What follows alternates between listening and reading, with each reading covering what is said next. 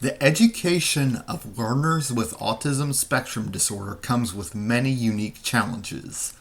Every autistic learner will be different in scholastic needs and will need to be approached on an individual basis.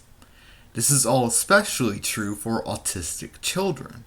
But while I hope to show that examining every student individually is the best route, it is also fair to categorize education into two broad types: the public/mainstream and the private/home.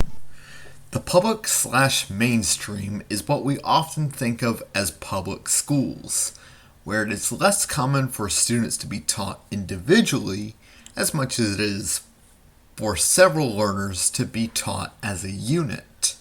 This may run counter to the ideal previously presented, but it may itself be an ideal strategy for any given autistic learner, depending on their wants and needs. The private/home option can be homeschooling, where a parent or private teacher works with a specific student or students, but it may also be paid private schools, possibly ones that could specialize in neurodivergence.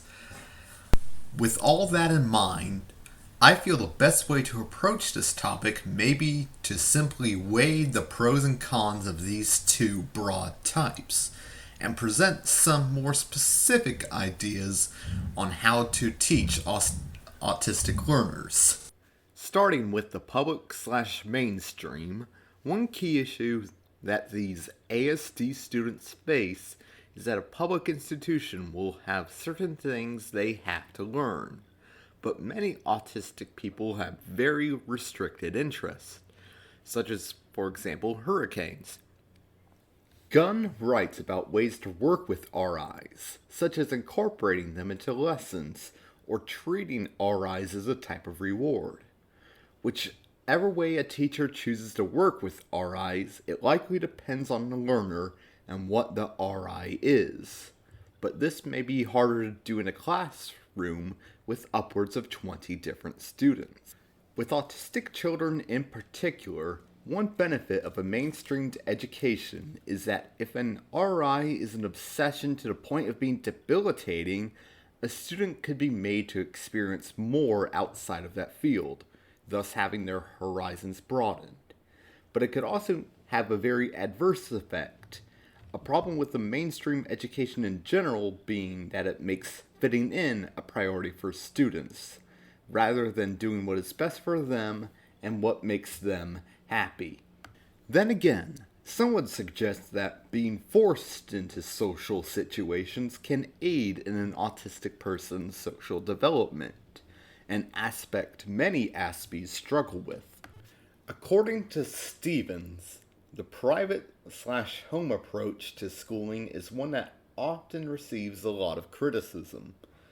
With homeschooling in particular, people accuse the non-traditional structure, which is more open and freeing, of also not giving students some of the opportunities that come from a more traditional public school. As an autistic person who was homeschooled, I can see both sides of this. On the one hand, I am glad I wasn't forced to conform in a public school, that I could just be trusted to learn on my own. And from a purely academic sense, not to toot my own horn, but I did get my associate's degree with honors. So it's not like I got a lacking education.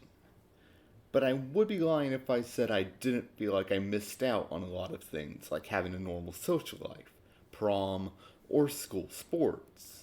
But ultimately, I would say for me, homeschooling was the best option, as I was able to learn at my own pace. And that is my main point here, that individual learners all need their own ways to learn. There is no one model. So we have seen the different options available to teach students with autism. But as I have said many times, every option has its good and bad things. So it truly depends on the student. While not all of these sources were specifically mentioned, They all did contribute to my understanding of the topic.